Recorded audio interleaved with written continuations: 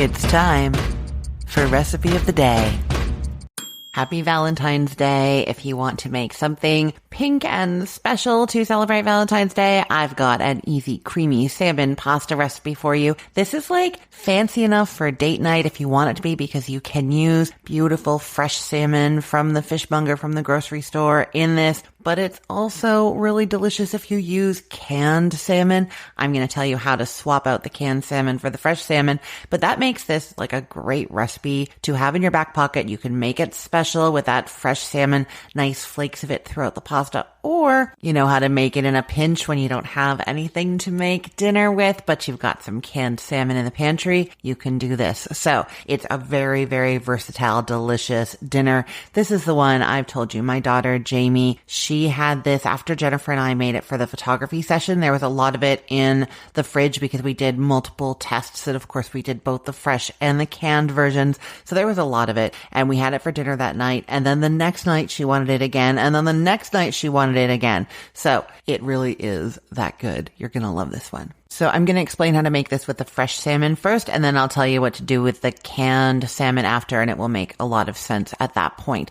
So you're going to get your pasta going. So bring a big pot of water up to boil, and then salt it, and then you're adding 12 ounces of linguine noodles or spaghetti. I like something long for this pasta. I don't know why, it's creamy, so it makes me think of like Alfredo, fettuccine, linguine, that kind of thing, right? So you want 12 ounces of that in there, and you're cooking it as long as you'd like, according to the package directions, al dente or softer, whatever your preference is. Then you are draining that and putting it back into the pot it cooked in with the lid on. I'm just going to tell you the one thing that I always say. My pots have a very like thick bottom to them, and they hold the heat for a really long time. So when I drain the pasta, if I put it straight back into the pot, it will sometimes start to almost burn or really stick to the pot. So what I do is drain the pasta into a strainer, and then I just take some cool tap water and swish it around in the pot for a second. That drops the temperature down just that little bit so that it's not going to dry out or burn those noodles. Then the noodles go back into that pot with the lid on. And I like putting them back into that pot because it does keep them warm. But also when I'm making pasta, I usually add the sauce to the pasta in that pot because it's easier to stir that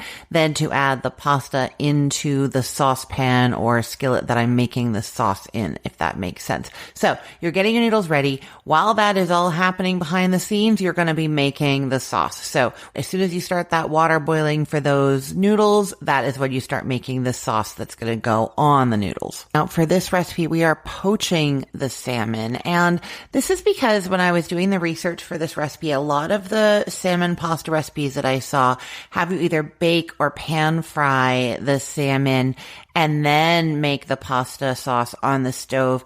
And it just didn't make a lot of sense to me. Certainly baking the salmon, turning the oven on when you're going to be doing something on the stove later didn't make sense. But also, I feel like if we poach the salmon, then the liquid that we poach it in gets all that salmony flavor, and then we can use that as the base of the sauce, almost like having some homemade salmon stock, right? And so that is what I wanted to do. I wanted to really get all the flavor of the salmon right into the sauce in that way. So you're going to get a pot that is just big enough for your salmon to fit in it in a single layer. So we want 1 pound of salmon with or without the skin. We'll be taking the skin off later, but it doesn't matter if it's on there now. And you can use Atlantic or Pacific, including Alaskan salmon, whatever kind of fresh salmon looks good at the grocery store. You can also use frozen salmon. I will tell you what to do about that in a moment. So you want your salmon, your 1 pound of salmon, to fit in the saucepan in one layer. You might have to cut it into pieces to make that happen. And the size of the saucepan is important here because in a moment we're going to be adding 1 cup of water to that, and that is the amount that we want for our sauce later. And so if you use a bigger pan and then need more water to like reach halfway up the salmon, it's going to be too much liquid and you're going to be diluting the flavor that we want. You're going to have to throw out some of that water later. So trust me here, you want the saucepan to be the right size for your 1 pound of salmon to fit in there in a single layer.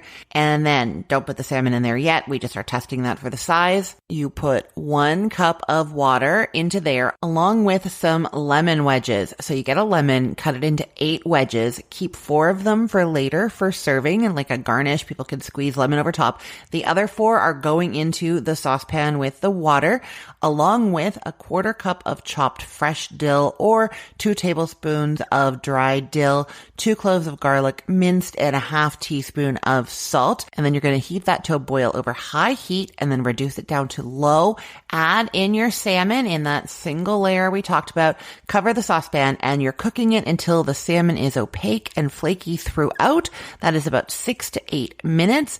If you are concerned about the temperature of the salmon, the recommended temperature that is safe for salmon is 145 degrees Fahrenheit on an instant read thermometer in the middle, or just cut into some and make sure that it's nice and flaky throughout. Now, if you were using frozen salmon, you absolutely can use frozen salmon fillets or steaks. They are going in there, same thing, single layer, but you're just going to cook them for longer. It just is like 10 to 12 minutes probably, and that will thaw it, and then it will cook it until it is flaky and opaque. Wonderful, right? Okay, once that salmon is cooked, you transfer it from the liquid to a plate and then cover the salmon with some foil just to keep it warm. Then head back to that saucepan, take those lemon wedges out of there and throw those out. And then to what is left in the saucepan, like right now you've got some water that is like salmon flavored. It's got a little dill in there, some garlic, all of that in there, right? You are adding, this is where the good stuff comes in, a 1/2 cup of sour cream and a 1/2 cup of cream cheese. A 1/2 cup of cream cheese is 4 ounces, like half of a standard package of cream cheese. You're also adding a 1/4 teaspoon of black pepper. Then you stir that over low heat just until it's all melted together. The cream cheese and the sour cream are going to melt, and then continue to cook it occasionally just to simmer off a little bit of the liquid, maybe 5 minutes or so. It's going to thicken a little bit up, and you're going to taste that and add a little more salt if you'd like. Then you take that saucepan off the heat and you go to your pasta pot. Take the lid off of the pasta pot. It should be nice and steaming in there. It should have just finished cooking quite recently. If you started it boiling, the water boiling, and started making the sauce, cooking the salmon and everything right at the same time, the pasta probably just got drained very recently. And so you're going to take the lid off of there. It doesn't have water in there anymore, right? And you scrape your sauce into there, all that sour cream, cream cheese, dill, lemon goodness into there, along with another 1/4 cup of fresh dill. Don't add dry dill. Here we added some at the beginning and it had time to like bloom and plump up. It won't if you add it here. So we added all the dried dill that we were going to add earlier if you only have dry dill. If you have fresh dill, you're adding another 1/4 cup now because it's just so nice and fresh and bright added at the end. You're also adding in 2 tablespoons of capers and you stir that to combine. I use like some tongs and really toss it all around. Then you can divide that among plates and flake your salmon into chunks over top, or you can alternatively flake the salmon straight into the pot. I just find that as you stir it, it like breaks up a lot more and it's harder to like evenly distribute it among the servings if I do that. So I like to divide the pasta among the serving plates and then flake the salmon into chunks over top, removing and discarding any skin as you go. And then you serve with those lemon wedges on the side and dig in. It is fancy and lovely and so easy. I promised you though, how do you make this with canned salmon? So canned salmon, of course, is fully cooked, so we're not going to be poaching that first, but it does have liquid in the can, and so we're not going to drain that. We're going to actually put the whole can of salmon into the sauce when we do it with that liquid, and it's using 2 5-ounce cans of salmon.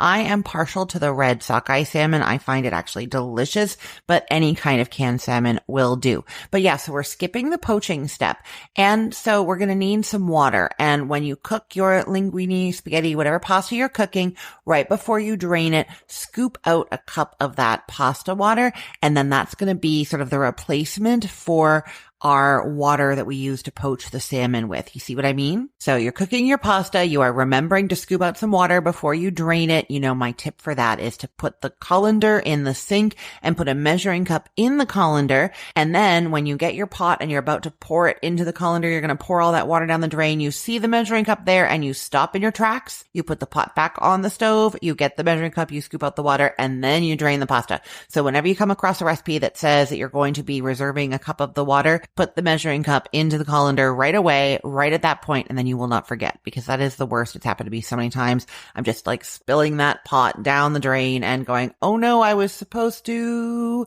Okay, you know what I mean, right? Okay, so your pasta's cooking and you have a colander in the sink with a measuring cup in it. While that is happening, you're getting out a saucepan, and to it you're adding a half a cup of sour cream and a half cup of cream cheese. Set that over medium-low heat and stir it often until it has melted and is nice and smooth and combined. And then to that, you are adding a half cup of chopped fresh dill. You can add 2 tablespoons of dry dill if that's what you have instead.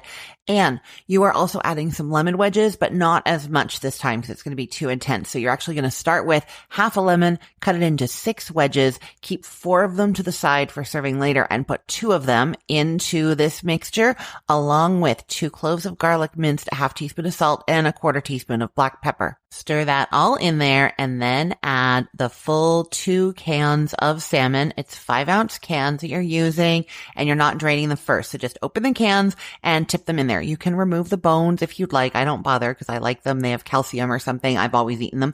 But whatever you're going to do, dump the cans into there and then kind of flake it into the sauce. It's going to be more dispersed and flakier than the fresh salmon, right? It's going to be like right through the sauce. Okay, you simmer that for a moment and then take out those lemon wedges, toss them away, and pour your sauce over the cooked pasta.